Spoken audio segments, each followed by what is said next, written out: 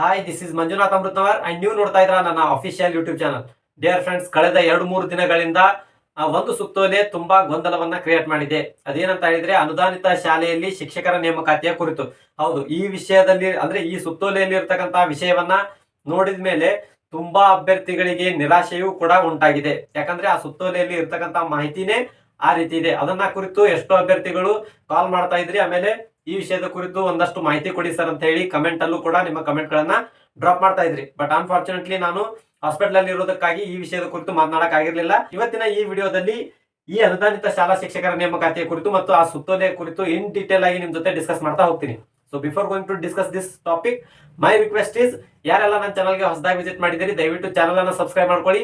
Bell button click ಮಾಡಿ ಇಲ್ಲಿ ಬರ್ತಕ್ಕಂಥ ಆಲ್ ಅನ್ನುವಂತ ಆಪ್ಷನ್ ಅನ್ನ ಸೆಲೆಕ್ಟ್ ಮಾಡಿದ್ರೆ ನಾವು ಮಾಡುವಂತಹ ರೆಗ್ಯುಲರ್ ಕ್ಲಾಸಸ್ಗಳು ಬಂದು ನಿಮಗೆ ನೋಟಿಫೈ ಆಗ್ತಾ ಇರುತ್ತೆ. ಹಾಗೆ ನಿಮ್ಮ ಎಲ್ಲಾ ಫ್ರೆಂಡ್ಸ್ ಸರ್ಕಲ್ಗೂ ಕೂಡ ಈ ವಿಡಿಯೋನ ಶೇರ್ ಮಾಡಿ. ತುಂಬಾ ಗೊಂದಲವನ್ನ ಕ್ರಿಯೇಟ್ ಮಾಡ್ಕೊಂಡಿದ್ದಾರೆ. ಆಮೇಲೆ ತುಂಬಾ ನಿರಾಶೆಗೆ ಒಳಗಾಗಿರ್ತಕ್ಕಂಥ ಅಭ್ಯರ್ಥಿಗಳು ಕೂಡ ಇದ್ದಾರೆ. ಸೊ ಹಾಗಾಗಿ ಎಲ್ಲಾ ಫ್ರೆಂಡ್ಸ್ ಸರ್ಕಲ್ಗೂ ಕೂಡ ಈ ವಿಡಿಯೋನ ಶೇರ್ ಮಾಡಿ. ಜೊತೆಗೆ ನಿಮಗೆ ಏನಾದ್ರು ಡೌಟ್ಸ್ ಗಳಿದ್ರೆ ನಿಮ್ಮ ಡೌಟ್ಸ್ ಗಳನ್ನ ಕಮೆಂಟ್ ಬಾಕ್ಸ್ ಅಲ್ಲಿ ಡ್ರಾಪ್ ಮಾಡಿ. ಅದಕ್ಕೆ ಸಂಬಂಧಪಟ್ಟಂಗೆ ಆನ್ಸರ್ ಕೊಡೋ ಪ್ರಯತ್ನವನ್ನು ಕೂಡ ನಾನು ಮಾಡ್ತಾ ಇದ್ದೀನಿ. ಹಾಗೆ ವಿಡಿಯೋಕ್ಕೆ ಲೈಕ್ ಮಾಡೋದನ್ನ ಮರಿಬೇಡಿ. ಸೊ ವೆರಿ ಫಸ್ಟ್, ಸುತ್ತೋಲೆ ಬಂದಿರತಕ್ಕಂಥದ್ದು ಅನುದಾನಿತ ಶಾಲಾ ಶಿಕ್ಷಕರ ನೇಮಕಾತಿ ಅಂತ ಹೇಳಿ. ಏನ್ ಮೇನ್ ಟಾಪಿಕ್ ಏನಿದೆ ಅಂತ ಹೇಳಿದ್ರೆ, 2015 ಪೂರ್ವದ ಹುದ್ದೆಗಳನ್ನ ತುಂಬಿಕೋಬೇಕು ಅಂತ ಹೇಳಿ ಅಥವಾ ನೇಮಕಾತಿ ಮಾಡ್ಕೋಬೇಕು ಅಂತ ಹೇಳಿ ಆ ಸುತ್ತೋಲೆಯಲ್ಲಿ ಇದೆ. ಬಟ್ ಕನ್ಫ್ಯೂಸ್ ಯಾಕೆ ಕ್ರಿಯೇಟ್ ಆಯ್ತು ಅಂತ ಹೇಳ್ತಾ ಇದ್ದೀನಿ. 2016ರಿಂದ 2020ರವರೆಗೂ ಕೂಡ ಈಗ ಗವರ್ಮೆಂಟ್ ಏನ್ ಮಾಡಿದೆ, ಪರ್ಮಿಷನ್ ಕೊಟ್ಟಿತ್ತು. ಇಷ್ಟು ದಿನ ಏನ್ ಹೇಳಿತ್ತು, 2016ರಿಂದ 2020ರವರೆಗೆ ನಿಧನದಿಂದ ಅಥವಾ ನಿವೃತ್ತಿಯಿಂದ ಅಥವಾ ರಾಜೀನಾಮೆಯಿಂದ ಅಥವಾ ಬೇರೆ ಯಾವುದೋ ಕಾರಣಾಂತರಗಳಿಂದ ಖಾಲಿ ಆಗಿರ್ತಕ್ಕಂಥ ಹುದ್ದೆಗಳನ್ನ ತುಂಬಿಕೊಳ್ಳಿಕ್ಕೆ ಪರ್ಮಿಷನ್ ಅನ್ನ ಕೊಟ್ಟಿತ್ತು.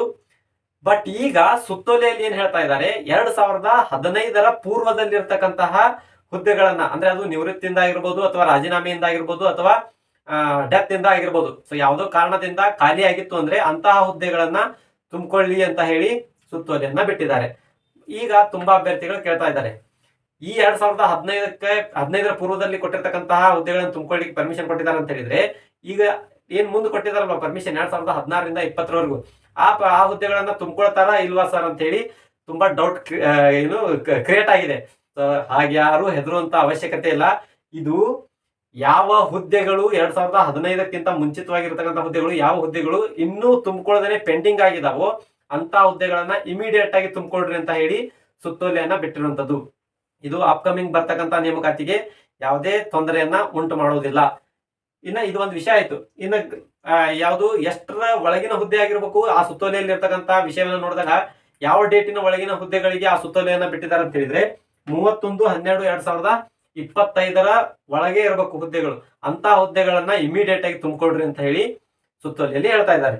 ಜೊತೆಗೆ ಪ್ರಸ್ತಾವನೆ ಸಲ್ಲಿಕೆ ಮಾಡ್ಲಿಕ್ಕೆ ಸ್ಕೂಲ್ ವತಿಯಿಂದ ಅಥವಾ ಮ್ಯಾನೇಜ್ಮೆಂಟ್ ವತಿಯಿಂದ ಅಂತಹ ಹುದ್ದೆಗಳಿಗೆ ಪ್ರಸ್ತಾವನೆಯನ್ನ ಸಲ್ಲಿಕೆ ಮಾಡ್ಲಿಕ್ಕೆ ಡೆಡ್ ಲೈನ್ ಅನ್ನು ಕೊಟ್ಟಿದ್ದಾರೆ. ಕೊನೆಯ ದಿನಾಂಕವನ್ನು ಕೂಡ ಕೊಟ್ಟಿದ್ದಾರೆ. 15/7/2026 ಕೊನೆಯ ದಿನಾಂಕ ಆಗಿರುತ್ತೆ. ಆ ದಿನಾಂಕದ ಒಳಗಾಗಿಯೇ 2015ಕ್ಕಿಂತ ಪೂರ್ವದಲ್ಲಿ ಇರ್ತಕ್ಕಂತಹ ಹುದ್ದೆಗಳಿಗೆ ಪ್ರಸ್ತಾವನೆಯನ್ನ ಸಲ್ಲಿಕೆ ಮಾಡಿಕೊಂಡು ಪ್ರೋಸೆಸ್ ಅನ್ನ ಕಂಪ್ಲೀಟ್ ಮಾಡ್ಕೋಬೇಕು. ಇಲ್ಲ ಅಂತ ಹೇಳಿದ್ರೆ, ಸರ್ ಹಂಗೇನಾದ್ರು ಮಾಡ್ಲಿಲ್ಲ ಅಂದ್ರೆ ಏನಾಗುತ್ತೆ ಸರ್ ಅಂತ ಕೇಳಿದ್ರೆ, ತಪ್ಪಿದರೆ ಅಂತಹ ಹುದ್ದೆಗಳನ್ನ ಕ್ಯಾನ್ಸಲ್ ಮಾಡ್ತೀವಿ ಅಂತ ಹೇಳಿ ಅಥವಾ ರದ್ದು ಪಡಿಸ್ತೀವಿ ಅಂತ ಹೇಳಿ ಆ ಸುತ್ತೋಲೆಯಲ್ಲಿ ಇದೆ. ಆಕ್ಚುಲಿ ರದ್ದು ಪಡಿಸಲ್ಲ, ಮತ್ತೊಂದೇನೋ ಕಾರಣ ಕೊಟ್ಟು ಅವರು ಮುಂದ್ ಮಾಡ್ಕೋಬಹುದು. ಆದ್ರೂ ಅಷ್ಟು ದೊಡ್ಡ ರಿಸ್ಕ್ ತಗೊಳ್ಳುವಂತ ಅವಶ್ಯಕತೆ ಬೇಡ ಅಂತ ನಾನು ಹೇಳೋದು. ಯಾರೆಲ್ಲ ಅಭ್ಯರ್ಥಿಗಳು 2015ರ ಪೂರ್ವದಲ್ಲಿ ಇರ್ತಕ್ಕಂಥ ಹುದ್ದೆಗಳಿಗೆ ಕಮಿಟ್ಮೆಂಟ್ ಆಗಿ ಜಾಯಿನ್ ಆಗಿದ್ದೀರೋ ಅಂತಹ ಅಭ್ಯರ್ಥಿಗಳು ನಿಮ್ಮ ಸ್ಕೂಲಿನ ಹೆಡ್ ಮಾಸ್ಟರ್ ಅಥವಾ ನಿಮ್ಮ ಮ್ಯಾನೇಜ್ಮೆಂಟ್ ದವರಿಗೆ ರಿಕ್ವೆಸ್ಟ್ ಮಾಡಿಕೊಂಡು 15/7/2026ರ ಒಳಗಾಗಿಯೇ ಒಂದು ಪ್ರಸ್ತಾವನೆಯನ್ನ ಸಲ್ಲಿಕೆ ಮಾಡಿಕೊಂಡು ಪ್ರೋಸೆಸ್ ಅನ್ನ ಕಂಪ್ಲೀಟ್ ಮಾಡ್ಕೊಡ್ರಿ. ಇಲ್ಲ ಅಂತ ಹೇಳಿದ್ರೆ ಹೇಳಕ್ ಬರಲ್ಲ ಗೌರ್ಮೆಂಟ್ ಯಾವಾಗ ಹೆಂಗ್ ಹೊಳ್ಳುತ್ತೆ ಅಂತ ಹೇಳಿ, ರದ್ದು ಮಾಡಿದ್ರು ಮಾಡಬಹುದು. ಅದಕ್ಕೋಸ್ಕರನೇ ಈ ಎಂಡ್ ಡೇಟ್ ಒಳಗನೆ ನೀವು ಆ ಪ್ರಸ್ತಾವನೆಯನ್ನ ಸಲ್ಲಿಕೆ ಮಾಡಿಕೊಂಡು ಪ್ರೋಸೆಸ್ ಅನ್ನ ಕಂಪ್ಲೀಟ್ ಮಾಡ್ಕೊಡ್ರಿ. ಇನ್ನ ನೆಕ್ಸ್ಟ್ ಟಾಪಿಕ್ ಬರೋದಾದ್ರೆ, 2016ರಿಂದ 20ರವರೆಗೆ ಏನು ಅನುಮತಿ ಕೊಟ್ಟಿದಾರಲ್ವಾ, ಆ ಅನುಮತಿಗೆ ಇದು ಯಾವುದೇ ರೀತಿಯಾದಂತಹ ತೊಂದರೆಯನ್ನ ಉಂಟು ಮಾಡೋದಿಲ್ಲ. ಗಮನದಲ್ಲಿರ್ಲಿ, ಅದೇ ಬೇರೆ ಇದೇ ಬೇರೆ. ಇವ ಆಲ್ರೆಡಿ ಪರ್ಮಿಷನ್ ಕೊಟ್ಟು ತುಂಬಿಕೊಳಕ್ ಸ್ಟಾರ್ಟ್ ಮಾಡಿದ್ರು. ಒಂದಷ್ಟು ಕಾರಣಾಂತರಗಳಿಂದ, ಬೇರೆ ಬೇರೆ ಕಾರಣಗಳಿರ್ತಾವೆ, ಎಷ್ಟೋ ಕೋರ್ಟ್ ಕೇಸ್ ಇರ್ತಾವು ಆ ಮ್ಯಾನೇಜ್ಮೆಂಟಿನ ಅಥವಾ ಸ್ಕೂಲಲ್ಲಿ ಏನೋ ಒಂದು ತೊಂದರೆ ಆಗಿರುತ್ತೆ, ಅದಕ್ಕೋಸ್ಕರ ಪೋಸ್ಟ್ ತುಂಬಿಕೊಳ್ಳೋದನ್ನ ಹೋಲ್ಡ್ ಮಾಡಿರ್ತಾರೆ. ಸ್ಕೂಲ್ ಮೇಲೆನೆ ಕಂಪ್ಲೇಂಟ್ ರೈಸ್ ಆಗಿರುತ್ತೆ. ಸೊ ಈ ರೀತಿ ಏನೋ ಒಂದಷ್ಟು ಕಾರಣಗಳು ಇರ್ತವೆ, ಅದಕ್ಕೋಸ್ಕರ ಆ ಹುದ್ದೆಗಳನ್ನ ತುಂಬಿಕೊಳ್ಳೋದನ್ನ ಹೋಲ್ಡ್ ಮಾಡಿರ್ತಾರೆ ಅವರು. ಅಂತ ಹುದ್ದೆಗಳನ್ನ ಇಮಿಡಿಯೇಟ್ ಆಗಿ ತುಂಬಿಕೊಡ್ರಿ ಅಂತ ಹೇಳಿ ಸುತ್ತೋಲೆಯನ್ನ ಬಿಟ್ಟಿದ್ದಾರೆ. ಇನ್ನ 16ರಿಂದ 20ರವರೆಗೆ ಖಾಲಿ ಇರ್ತಕ್ಕಂಥ ಹುದ್ದೆಗಳನ್ನ ತುಂಬಿಕೊಳ್ಳಿಕ್ಕೆ ಪ್ರೋಸೆಸ್ ಯಾವಾಗ ಸ್ಟಾರ್ಟ್ ಮಾಡ್ತಾರೆ ಸರ್ ಅಂತ ಕೇಳಿದ್ರೆ ಸ್ವಲ್ಪ ವೇಟ್ ಮಾಡಬೇಕಾಗತ್ತೆ. ಇದನ್ನ ಕಂಪ್ಲೀಟ್ ಮಾಡುವವರೆಗೂ ಅದನ್ನ ಮಾಡ್ತಾರೋ ಇಲ್ವೋ ಅದು ಡೌಟ್ ಇದೆ. ಅಥವಾ ಇದ್ರ ಜೊತೆಗೇನೆ ಅದನ್ನು ಕೂಡ ಲಾಗಿನ್ ಓಪನ್ ಮಾಡ್ತಾರೋ ಏನೋ ಕಾದ್ ನೋಡ್ಬೇಕಾಗಿದೆ. ಎಲ್ಲಿವರೆಗೂ ಅಥೆಂಟಿಕ್ ಆಗಿ ಸುತ್ತೋಲೆಗಳು ಅಥವಾ ನೋಟಿಫಿಕೇಶನ್ ಗವರ್ಮೆಂಟ್ ವತಿಯಿಂದ ಅಫಿಷಿಯಲ್ ಆಗಿ ಬರೋದಿಲ್ವೋ ಅಲ್ಲಿವರೆಗೂ ಸ್ಟಾರ್ಟ್ ಆಯ್ತು ಅಂತ ಹೇಳಿ ಹೇಳಕ್ಕಾಗಲ್ಲ. ಸೊ ಹಾಗಾಗಿ ಒಂದಷ್ಟು ವೇಟ್ ಮಾಡ್ಬೇಕಾಗತ್ತೆ. ಸೊ ಇದಕ್ಕೆ ಅದಕ್ಕೆ ಯಾವುದೇ ರಿಲೇಟೆಡ್ ಇಲ್ಲ. ಅದೇ ಬೇರೆ ಇದೇ ಬೇರೆ. ಇದು ಆಲ್ರೆಡಿ ಮುಂಚೆನೆ 2015ಕ್ಕಿಂತ ಪೂರ್ವದಲ್ಲೇ ಪರ್ಮಿಷನ್ ಸಿಕ್ಕಿರ್ತಕ್ಕಂತಹ ಹುದ್ದೆಗಳನ್ನ ತುಂಬಿಕೊಳ್ಳಿಕ್ಕೆ ಸುತ್ತೋಲೆಯನ್ನ ಹೊರಡಿಸಿರುವಂತದ್ದು. ಈಗ ಹೊಸದಾಗಿ 2016ರಿಂದ 20ರವರೆಗೂ ಪರ್ಮಿಷನ್ ಅನ್ನ ಕೊಟ್ಟಿದ್ದಾರೆ. ಬಟ್ ಯಾವಾಗ ತುಂಬಿಕೊಳ್ತಾರೆ ಅಂತ ಹೇಳಿ ಸ್ವಲ್ಪ ಕಾದ್ ನೋಡ್ಬೇಕು. ಇನ್ನ ತುಂಬಾ ಅಭ್ಯರ್ಥಿಗಳು ನಿಮ್ಮನ್ನ ಕಾಂಟ್ಯಾಕ್ಟ್ ಮಾಡೋದು ಹೇಗೆ ಸರ್, ನಿಮ್ಮನ್ನ ಕಾಂಟ್ಯಾಕ್ಟ್ ಮಾಡೋದು ಹೇಗೆ ಸರ್ ಅಂತ ಹೇಳಿ ಕಮೆಂಟ್ ಅನ್ನ ಡ್ರಾಪ್ ಮಾಡ್ತಾ ಇದ್ರಿ. ಕಳೆದ ವಿಡಿಯೋದಲ್ಲಿ ನಾನು ಇನ್ ಡೀಟೇಲ್ ಆಗಿ ಹೇಳ್ಕೊಟ್ಟಿದ್ದೀನಿ. ಲೆವೆಲ್ 1, ಲೆವೆಲ್ 2, ಲೆವೆಲ್ 3 ಇರುತ್ತೆ. ಜಾಯಿನ್ ಅನ್ನುವಂತಹ ಬಟನ್ ಅನ್ನ ಪ್ರೆಸ್ ಮಾಡಿದ ಮೇಲೆ ಲೆವೆಲ್ 1, ಲೆವೆಲ್ 2, ಲೆವೆಲ್ 3 ಅಂತ 3 ಆಪ್ಷನ್ ಇರುತ್ತೆ.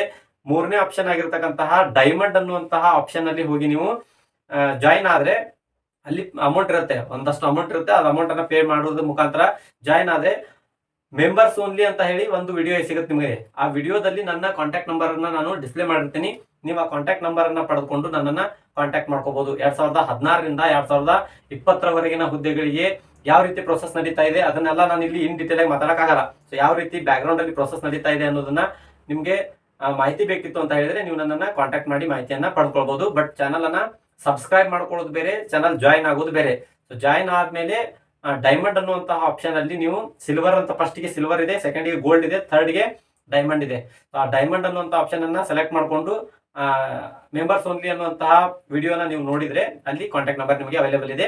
ನೀವು ಆ ಕಾಂಟ್ಯಾಕ್ಟ್ ನಂಬರ್ ನ ಪಡೆದುಕೊಂಡು ಕಾಲ್ ಮಾಡಬಹುದು. ಜೆನ್ಯೂನ್ ಇದ್ರೆ ಮಾತ್ರ ಏನು ಜಾಯ್ನ್ ಆಗಿ. ಅನ್ನೆಸೆಸರಿಯಾಗಿ ಜಾಯ್ನ್ ಆಗಿ ಸರ್ ನಾನು ನಿಮ್ ಚಾನಲ್ ಜಾಯ್ನ್ ಆದೆ ಹಂಗೆ ಹಿಂಗೆ ಅನ್ನುವಂತಹ ಅಭ್ಯರ್ಥಿಗಳಿದ್ರೆ ದಯವಿಟ್ಟು ಜಾಯ್ನ್ ಆಗಬೇಡಿ. ಆಮೇಲೆ ಇಷ್ಟೆಲ್ಲಾ ಹೇಳಿದಾದ್ಮೇಲೂ ಕಳೆದ ವಿಡಿಯೋದಲ್ಲೂ ಕೂಡ ಒಂದು ರಿಕ್ವೆಸ್ಟ್ ಮಾಡಿದ್ದೆ ನಾನು.